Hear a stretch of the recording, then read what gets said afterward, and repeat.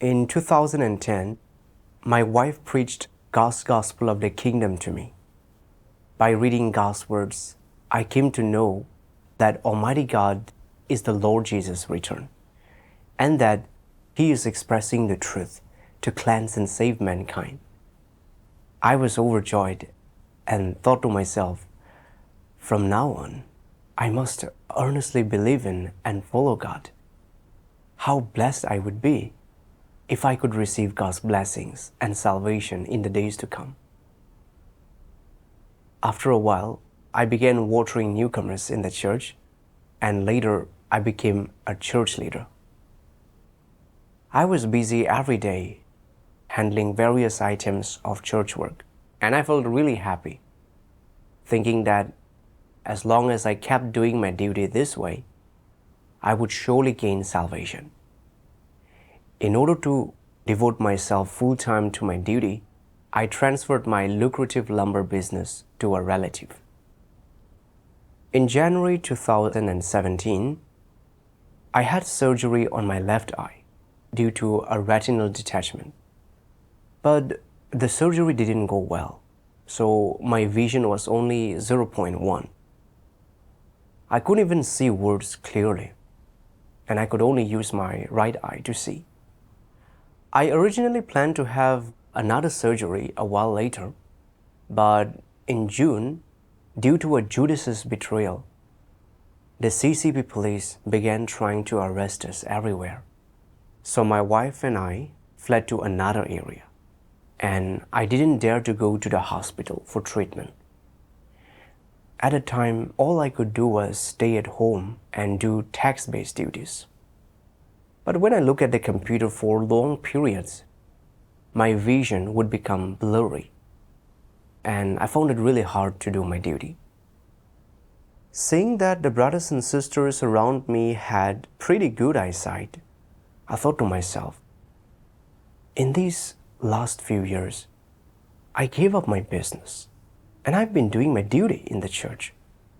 So why did it have to be me who got an eye disease? My right eye had also gotten surgery before. So if anything goes wrong with it as well, what duty can I do? If I don't do my duty, how can I be saved? I wanted to take the risk of going to the hospital for treatment, but I was afraid of being arrested by the CCP, so I didn't dare go. I thought about how some brothers and sisters persisted in their duty after they fell ill, and later fully recovered. If I persisted in my duty, wouldn't God have mercy on me and heal me too? Maybe my eye would end up getting better. So I kept doing my duty in this way. On May 1st, 2024, my right eye suddenly became very swollen and painful, and I felt dizzy and nauseous. In an instant, I couldn't see anything. After a while, I became able to faintly see figures swaying in front of me. But I couldn't see where I was walking clearly. I was suddenly at a loss, thinking, what's happening? Over 20 years ago, I had retinal detachment surgery on my right eye. Could this be a relapse of that old illness? This is really bad. My left eye still hasn't healed yet, and now I can't see out of my right eye. If I go blind in both eyes, I won't be able to do any duty. God's work is about to end, and at this critical time, if I can't see, won't I become useless? Will I be eliminated? I was very worried, and I didn't know what to do. Then my right eye burned with waves of sharp pain. My head really hurt, and I kept feeling like vomiting. With no other choice, I risked going to the hospital for a checkup. The doctor said I had acute angle closure glaucoma, so my eye pressure was high. My pupils were dilated, and my eye had severe hyperemia. He said my blurred vision was likely caused by vitreous opacity or lens displacement. He said that immediate hospitalization was necessary, or else I could go blind in my right eye. When I heard this, I thought, I'm done for. My left eye has poor vision, and if I can't see out of my right eye, won't I truly end up going blind? Forget about doing duties. Even managing daily life would be a problem. What will I do then? I've been doing my duty full-time in the church these past few years. So how could I end up with such an illness? If it was just back pain or leg pain, it would be fine. At least that wouldn't delay my duty. But if my eyes can't see and I can't do a duty, won't I become useless? How can I still be saved like this? The more I thought about it, the more negative I became. I was hospitalized for 3 days, and the doctor tried various treatments, but my eye pressure kept fluctuating between high and low. My pupils couldn't return to normal, and I was seeing double images, as if everything were blurred behind very high-powered reading glasses. My vision was only 0.04. The doctor said there was no effective treatment for the time being, and that the only option was to first perform a puncture surgery. This way, he could see if the eye pressure could be lowered, check the lens condition, and then decide whether to perform a second surgery. My heart sank when I heard this, and as I lay in bed, my imagination ran wild. The CCP has been haunting me for so many years, and I gave up my business to do my duty. Even with only one eye working properly, I kept doing my duty, and my duty bore some fruit. So why isn't God protecting me? Could it be that I haven't paid enough of a price or expended myself enough? Doctrinally, I knew I should submit to God's orchestrations and arrangements. But in my heart, I still hoped God would heal my eyes. How wonderful it would be if a miracle happened. Later, I saw a fellow patient in the next bed who had had retinal detachment surgery, but his eye pressure remained high afterward. His vision in both eyes was almost gone. He needed to hold his wife's shoulder just to walk slowly, and there was already no hope of a cure for him. This made me start worrying again about whether I'd end up like him. My child told me that the internet says the vision loss from glaucoma is irreversible and that the illness currently has no cure. Hearing this made me even more upset and distressed, and I began to complain. So many brothers and sisters have been healed by God when they faced illness. So why isn't God showing me grace? I just couldn't submit in my heart, and I didn't want to pray anymore. I spent my days sighing. I didn't want to eat, and I was unable to sleep properly. Within a few days, I'd lost several pounds. After the second surgery, the doctor implanted an artificial lens in my eye. And when I came out of the operating room, my eye burned with sharp pain and my head hurt badly too. My eye pressure was so high it couldn't even be measured.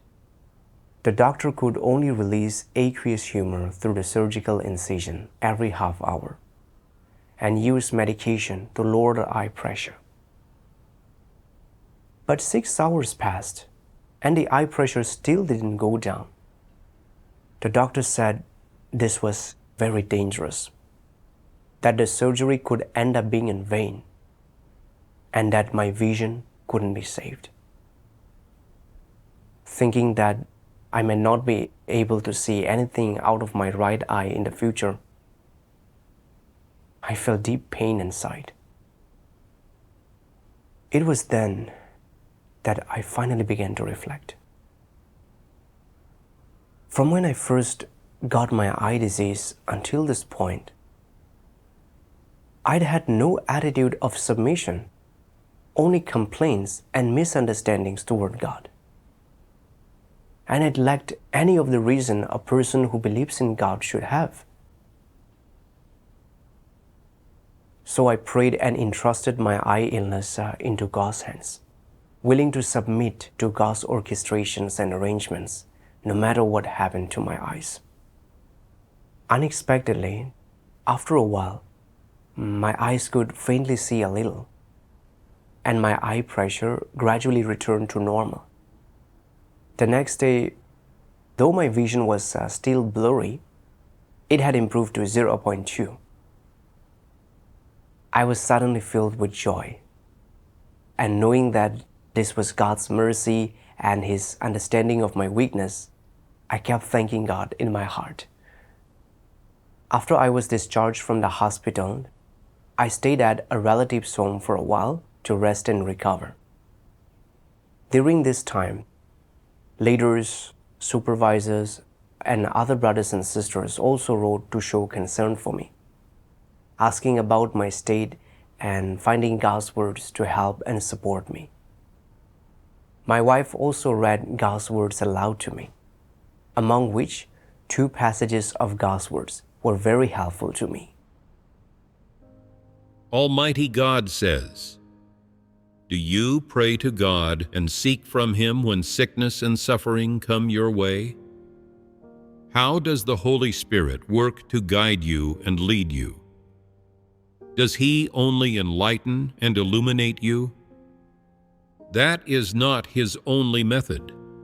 He will also try you and refine you. How does God try people? Does He not try people by making them suffer? Suffering comes with trials. If not for trials, how can people suffer? And without the suffering of trials, how can people change? Suffering comes with trials. If people can submit to God, then the Holy Spirit will work. When sickness comes upon people, what path should they follow? How should they choose? People should not sink into distress, anxiety, and worry, thinking about their own futures and ways out. Rather, the more people find themselves in times like these and in such special situations and contexts, and the more they find themselves in such personal difficulties, the more they should seek the truth and pursue the truth. Only by doing this will the sermons you have heard and the truths you have understood in the past take effect and not be in vain. The more you find yourself in such difficulties as these, the more you should let go of your own wishes and submit to God's orchestrations. God's purpose in setting up this kind of situation and arranging these conditions for you is not to make you sink into the emotions of distress, anxiety, and worry. And it is not so that you can test God to see if He will actually heal you when sickness comes upon you, thereby sounding out the truth of the matter. God sets up these special situations and conditions for you so that you can learn practical lessons in such situations and conditions, attain deeper entry into the truth and into submission to God, and so that you know more clearly and accurately how God orchestrates all people, events, and things. People's fates are in God's hands, whether people can sense it or not, whether they are truly aware of it or not. They should submit and not resist, not reject, and certainly not test God.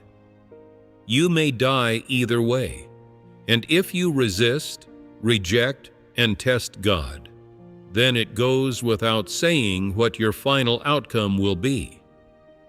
Conversely, suppose that when you encounter illness, you are able to seek how a created being ought to submit to the Creator's orchestrations. Seek what lessons God wants you to learn and which of your corrupt dispositions God wants you to know in this situation that has happened to you, and thereby understand God's intentions and bear a good testimony to meet God's requirements. If you practice in this way, then you will be able to achieve true submission to God. After reading God's words, I felt God's painstaking intention. God's intention was not for me to live in negative emotions of anxiety and distress, but to allow me to pray, rely on Him, and submit to His orchestrations and arrangements, so that from this matter, I could seek the truth, reflect, and come to know myself. God was using my illness to cleanse my corruption, and this was His love. Once I understood God's intention, I began to pray every day, asking God to guide me to learn a lesson. My wife often read God's words to me as well. Gradually, I no longer felt so despondent, and my state improved a lot. After a while, I went back to the hospital for another checkup, and surprisingly, my vision had reached 0.3. I got another pair of glasses, and I could see the words on the computer a bit more clearly, and my typing wasn't really affected anymore. Afterward, I began to ponder. Through this illness, I revealed so many complaints and misunderstandings. What aspect of my corrupt disposition should I reflect on? One day, I read God's words. Almighty God says, people all believe in God in order to get blessings, rewards, and crowns. Doesn't every person have this intention at heart? In reality, every person does. This is a fact. Although people don't often talk about it, and even cover up their intention and desire to obtain blessings, this desire, this intention and motive that lies deep in people's hearts has never been wavered. No matter how much spiritual theory people understand, what experiential knowledge they have, what duty they can do, how much suffering they endure, or how much of a price they pay, they never let go of the intention to obtain blessings that is hidden deep in their hearts, and always silently toil and run about in its service. Isn't this the thing buried deepest inside people's hearts? Without this intention to obtain blessings, how would you feel? With what attitude would you do your duty and follow God? What would become of people if this intention to obtain blessings that is hidden in their hearts was completely eradicated? It is possible that many people would become negative, and that some would become demotivated in their duties and lose interest in their belief in God. They would seem to have lost their souls, and it would appear as if their hearts had been taken away. This is why I say the intention to obtain blessings is something hidden deep in people's hearts. The purpose of these people in following God is very simple, and it is for a single goal: to be blessed. These people cannot be bothered to pay heed to anything else that has nothing to do with this goal. To them, gaining blessings is the most legitimate purpose in believing in God, It is the very value of their faith. If something does not serve this purpose, whatever it is, they remain unmoved by it. This is the case with most people who believe in God today. Their purpose and intention seem legitimate because as they believe in God, they also expend for God, dedicate themselves to God, and do their duty.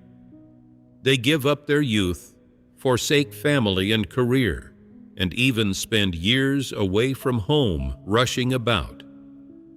For the sake of their ultimate purpose, they change their own interests, their outlook on life, and even the direction they pursue. Yet they cannot change their purpose in believing in God. Apart from the benefits that are so closely associated with them, could there be any other reasons why people who never understand God would pay such a great price for Him? Here, we discover a problem previously unidentified by man. Man's relationship with God is merely one of naked self-interest. It is a relationship between a receiver and a giver of blessings. To put it plainly, it is the relationship between an employee and an employer. The employee works hard only to receive the rewards bestowed by the employer. There is no kindred affection in this kind of relationship based on self-interest, only transaction. There's no loving or being loved, only charity and mercy. There is no understanding, only helpless suppressed indignation and deception. There is no intimacy, only an uncrossable chasm. Now that things have gotten to this point, who can reverse such a course? And how many people are capable of truly understanding how dire this relationship has become? I believe that when people immerse themselves in the joyful atmosphere of being blessed, none can imagine how embarrassing and unsightly such a relationship with God is. God exposed my exact state. In my many years of believing in God, I gave up my home and career, endured hardship, and expended myself. And this was all so I could gain blessings, be saved, and enter the kingdom of heaven. Thinking back to when I first found God, I believed that as long as I did my duty, forsook things, and expended myself, I would surely receive God's blessings. For this reason, I actively did my duty, and to avoid delaying my duty, I even gave up on my business. I felt I had endless energy, and my only goal was to pursue blessings. Later, my left eye became diseased, and my vision declined, but I still persisted in my duty. I thought that God would take into account my persistence in my duty and submission to Him, and therefore heal my eye and give me a good destination in the future. To my surprise, not only did my left eye not get better, but my right eye also developed glaucoma. I couldn't see anything at all, and I couldn't do any duty. When I saw that there was no hope of gaining blessings, I felt extremely pained and distressed, and I was full of misunderstandings and complaints toward God. I kept arguing with God in my heart and demanding that He heal me. Through the judgment and exposure of God's words, I finally saw that I had been trying to use my duty to bargain for the blessings of the kingdom of heaven, and that my relationship with God was merely one of naked self-interest. In all my years of doing my duty, I hadn't pursued the truth, and my corrupt disposition hadn't changed much.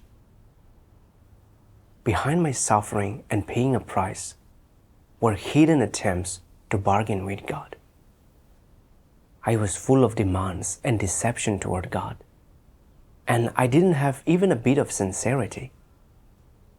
Later, I began to see, what is the root cause of my constant desire for blessings in my faith? In my seeking, I read God's words. Almighty God says, "In everything people do, whether they are praying or fellowshipping or giving sermons, what they think about and what they pursue and yearn for only ever amount to demanding and soliciting things from God, hoping they might gain something from Him." Some people say that this comes down to human nature, which is correct. In addition, people making too many demands of God and having too many extravagant desires proves that people are totally devoid of conscience and reason. They are all demanding and soliciting things for their own sakes, or trying to justify and make excuses for themselves. They do all of this for themselves. In many things, it can be seen that what people do is totally devoid of reason, which fully proves that the satanic logic of "every man for himself and the devil take the hindmost" has already become man's nature. What problem is illustrated by people making too many demands of God? It illustrates that people have been corrupted by Satan to a certain point, and that in their belief in God, they don't treat Him as God at all. No matter how they are tried, the allegiance of those who have God in their hearts remains unchanged. But for those who do not have God in their hearts, once the work of God is not advantageous to their flesh, they change their view of God and even depart from God. Such are those who will not stand fast in the end, who only seek God's blessings and have no desire whatsoever to expend themselves for God and dedicate themselves to Him. Such base people will all be driven out when God's work comes to an end, and no mercy will be shown to them at all. Those without humanity absolutely do not possess true love for God. When the environment is comfortable, or they have something to gain, they are totally obedient toward God. But once their desires are compromised or eventually dashed, they immediately rise up in revolt. Even in the space of just one night, they go from a smiling, kind-hearted person to a savage-looking executioner, unexpectedly treating their benefactor of yesterday as their mortal enemy, without rhyme or reason. If these evil demons who kill without batting an eye are not cast out, will they not become a serious underlying threat?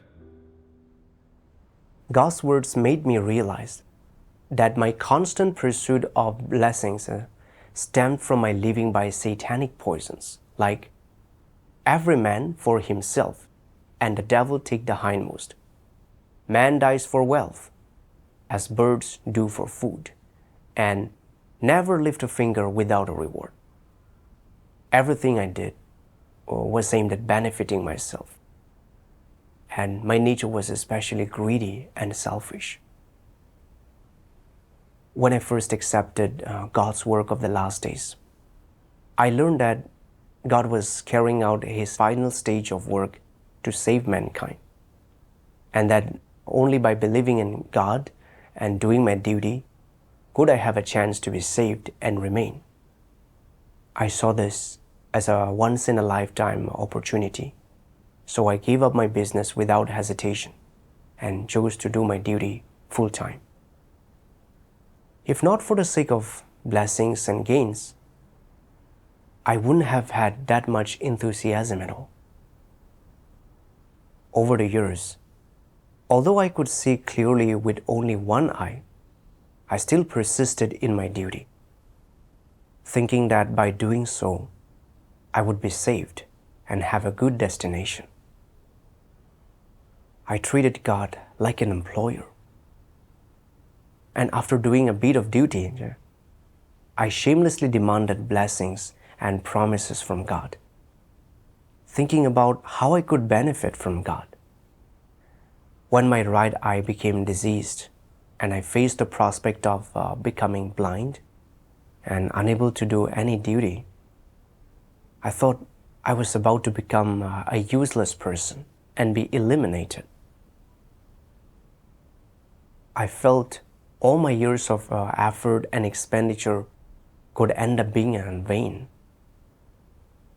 and that my hope of gaining blessings could be dashed. So I just couldn't accept it and was full of misunderstandings and complaints against God. I even questioned why He had allowed such an illness to come upon me. These behaviors of mine were exactly what God had exposed. Those without humanity absolutely do not possess true love for God. When the environment is comfortable or they have something to gain, they are totally obedient toward God. But once their desires are compromised or eventually dashed, they immediately rise up in revolt. Even in the space of just one night, they go from a smiling, kind-hearted person to a savage-looking executioner, unexpectedly treating their benefactor of yesterday as their mortal enemy, without rhyme or reason. I didn't treat God as God at all in my faith. I treated my duty as a bargaining chip I could exchange for blessings and entry into the kingdom of heaven.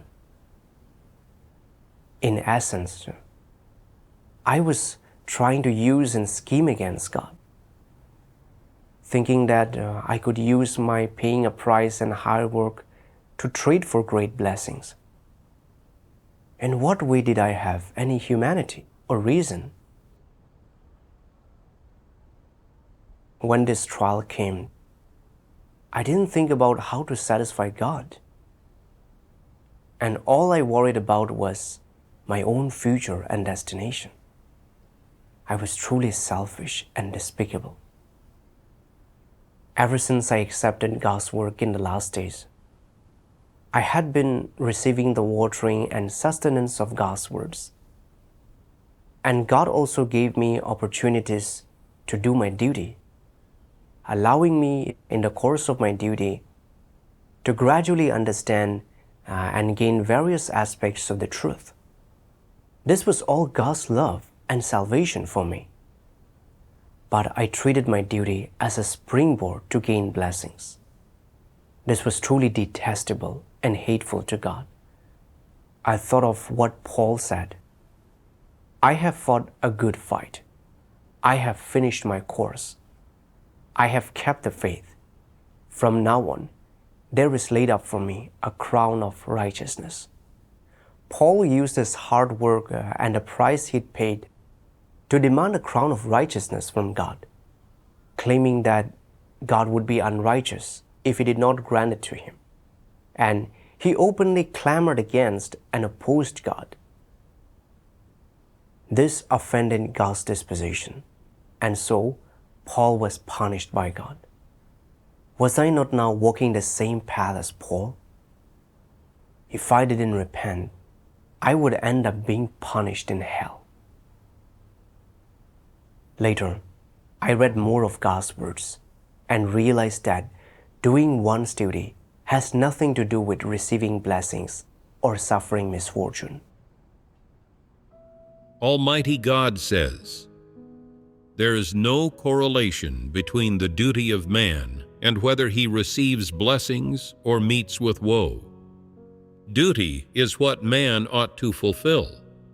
It is his heaven-sent vocation, and he should perform it without seeking recompense and without conditions or excuses. Only this can be called performing one's duty. Receiving blessings refers to the blessings a person enjoys when they are made perfect after experiencing judgment. Meeting with woe refers to the punishment a person receives when their disposition does not change after they have passed through chastisement and judgment. That is, when they are not made perfect. But regardless of whether they receive blessings or meet with woe, created beings should fulfill their duty, doing what they ought to do, and doing what they are able to do. This is the least that a person who pursues God, should do. You should not perform your duty for the sake of receiving blessings, and you should not refuse to perform your duty for fear of meeting with woe. God's words are so clear. Duty is God's commission to man, and it's the unshakable responsibility of a created being. There should be no ulterior intentions or impurities in this.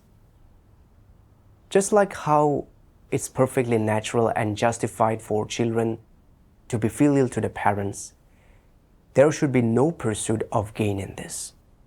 Moreover, whether someone can be saved depends on whether, in the course of doing their duty, they pursue the truth, view people and things according to God's words, and whether their corrupt disposition can be cleansed and transformed. If someone can conduct themselves properly and carry out their tasks dutifully according to God's requirements, stand in the place of a created being and fulfill their duty, and no matter what great trials or refinements come upon them, they harbor no misunderstandings or complaints, and can unconditionally submit to God's orchestrations and arrangements, and in the end, achieve submission to and fear of God, then such a person can be saved and will ultimately remain. It's not that so long as someone can do their duty, they'll be saved, even if their corrupt disposition hasn't changed at all. That view was completely my own notion and imagining, and utterly absurd. From then on, I was willing to seek God's intentions and pursue the truth in all things that came upon me, and fulfill my duty to repay God's salvation. My state turned around somewhat afterward. Sometimes my eyes would still go blurry after reading sermons for a while, and I'd have to rest. But I didn't feel such misery in my heart as I did before. During my devotionals, I read more of God's words. I gained a clear understanding of how to practice when illness occurs. Almighty God says, "Let's talk about sickness. This is something most people will experience during their lifetime. Therefore, what kind of sickness one is to experience, and what their health will be like at a certain time or a certain age, are all things arranged by God, and people cannot decide these things for themselves. Just like the time when someone is born, they are not able to decide it for themselves. So is it not foolish to feel distressed, anxious, and worried about things you cannot decide for yourself? People should set about resolving the things they can resolve themselves, and for those things they cannot do themselves, they should wait for God. People should submit silently and ask God to protect them. This is the mindset people should have. When illness really does strike and death really is near, people should submit and not complain, rebel against God, or say things that blaspheme against or attack God. Instead, people should assume their proper position as created beings and experience and appreciate all that comes from God. They should not try to choose things for themselves. This could be a special experience that enriches your life, and it's not necessarily a bad thing, right? Therefore, when it comes to illness, when people's wrong thoughts and views concerning the origin of the illness are resolved first of all, they will no longer worry about this. Moreover, people have no power to control known or unknown things, nor are they capable of controlling them, as all these things are under the sovereignty of God. The attitude and principle of practice people should have are to wait and submit. From understanding to practice, all should be done in line with the truth principles. This is to pursue the truth. So, how should you choose, and how should you approach the matter of becoming ill? It's very simple, and there is only one path to follow. Pursue the truth. Pursue the truth and regard the matter according to God's words and according to the truth principles. This is the understanding people should have. And how should you practice? You should put the understanding you have gained and the truth principles you have understood according to the truth and God's words into practice in the things that you experience, and you make them your reality and your life. This is one aspect. The other aspect is that you must not abandon your duty. Whether you are sick or in pain, as long as you have a single breath left, as long as you are still living, as long as you can still speak and walk, then you have the energy to do your duty, and you should be earnest and grounded in the performance of your duty. You must not abandon the duty of a created being or the responsibility given to you by the Creator. As long as you are not yet dead, you should complete your duty and fulfill it. Some people say, "These things you say are not very considerate. I'm sick and feel terrible." When you feel terrible, you can take a rest, and you can take care of yourself and receive treatment. If you still wish to continue doing your duty, you can reduce your workload and do some suitable duty, one that doesn't impact your recovery. This will prove that you have not abandoned your duty in your heart, that your heart has not strayed from God, that you have not denied God's name in your heart, and that you have not abandoned the desire to be a proper created being in your heart. Some people say, "If I've done all of that, will God take this sickness from me?" Will He? Whether God takes that sickness from you or not, whether God cures you or not, what you do is what a created being ought to do. Whether or not your physical condition renders you capable of shouldering any work and permits you to do your duty, your heart must not stray from God, and you must not abandon your duty in your heart. In this way, you will fulfill your responsibilities, your obligations, and your duty. This is the loyalty you should uphold. From God's words, I saw that no matter what stage in life someone encounters illness or hardship, it is all under God's sovereignty and arranged by God, and it all has meaning. Just like me, if it weren't for this eye illness that made me nearly go blind, I never would have known my despicable intention of trying to make deals with God, much less that I'd been walking Paul's path all along. And I'd have eventually been punished for resisting God. Although I was full of sorrow and pain during that time, it led me to reflect on and know myself. and I gained some growth in life. This was all God's grace. I never would have learned these things in a comfortable environment. I also thought of Job. He feared God. When he faced truly great trials and refinements, all his possessions were taken away by bandits. His children died, and he was covered in sore boils. He sat in ashes, scraping at his sore boils with a potsherd to ease his pain. Yet he did not sin with his mouth. Even when his wife told him to forsake God's name, and his 3 friends judged him, he did not complain against God. He even said, Jehovah gave, and Jehovah has taken away. Blessed be the name of Jehovah.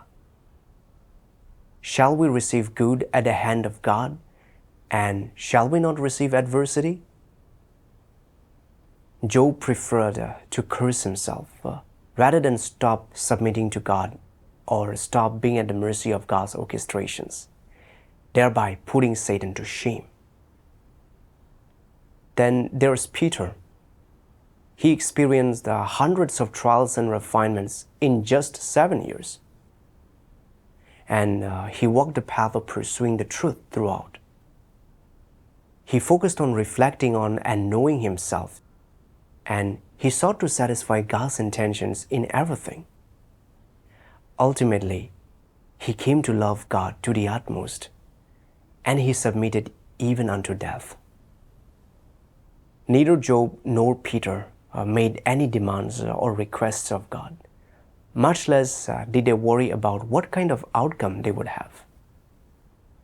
All they thought about was how to submit to and satisfy God. And in the end, they stood firm in their testimony for God and thoroughly humiliated Satan. These people are all examples I should emulate. I made a firm resolution. As long as I still have the chance to do my duty, and as long as I can still see words, my hands can still type, and my mind is clear, then I will do my utmost in my duty. Even if one day I lose my sight and can no longer do my duty, I will still be willing to submit. Even if I can't see, I can listen to readings of God's words and ponder His words in my heart. And I can verbally share my experiential understanding with my wife and children, so they can help me write experiential testimony articles.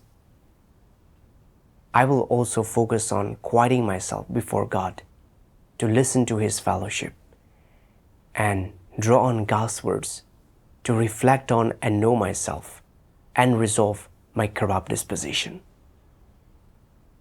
In the time that followed, I wore reading glasses to attend gatherings and read God's words with my wife.